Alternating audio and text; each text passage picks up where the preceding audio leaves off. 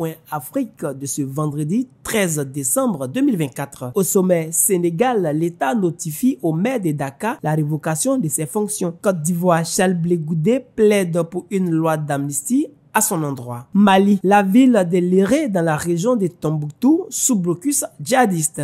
Football, le Maroc désigné co-organisateur du mondial 2030.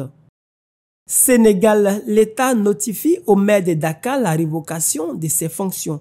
L'État sénégalais a retiré à l'opposant et maire de Dakar, Barthélémy Diaz, ses fonctions municipales en raison d'une condamnation pour un homicide remontant à 2011 selon un arrêté préfectoral publié vendredi et confirmé par ses proches. Je vous déclare démissionnaire de votre mandat de conseil municipal de la ville de Dakar à compter de la date de notification de la mesure, indique l'arrêté du préfet de Dakar datant de ce mercredi. Côte d'Ivoire, Charles Blé Goudé plaide pour une loi d'amnistie à son endroit. Le président du Congrès panafricain pour la justice et l'égalité des peuples, Charles Blé Goudé, a lancé un appel solennel au président Alassane Ouattara pour l'adoption d'une loi d'amnistie. Il a exprimé son souhait de tourner la page des blessures liées aux crises politiques et militaires qu'a connues ce pays.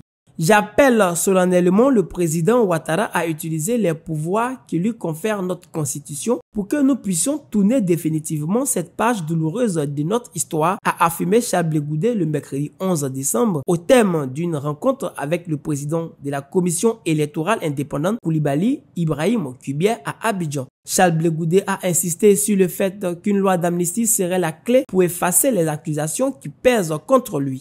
Mali, la ville de Léré dans la région de Tombouctou sous blocus djihadiste. Au Mali, la ville de Léré subit un blocus djihadiste depuis tout juste 2 semaines. Le JNIM, groupe de soutien à l'islam et aux musulmans liés à Al-Qaïda, a décrété le 29 novembre dernier un embargo sur cette localité de la région de Tombouctou située à une soixantaine de kilomètres de la Mauritanie. Une stratégie déjà mise en œuvre à plusieurs reprises dans diverses localités dans le centre et le nord du Mali. Une stratégie déjà mise en œuvre à plusieurs reprises dans diverses localités dans le centre et dans le nord du Mali. Il y a un an notamment, la ville de Tombouctou elle-même subissait un important blocus. Désormais, c'est donc l'accès à Léré qui est sérieusement perturbé par les djihadistes, ce qui n'est pas sans conséquence à Tombouctou.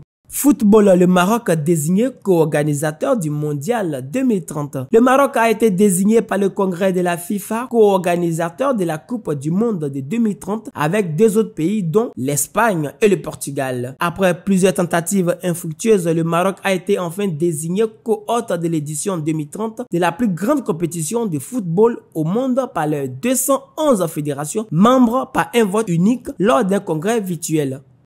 C'était tout pour le point Afrique de ce vendredi 13 décembre 2024. Restez connectés sur Abidjan.net et suivez-nous et gardez un œil sur nos pages des réseaux sociaux.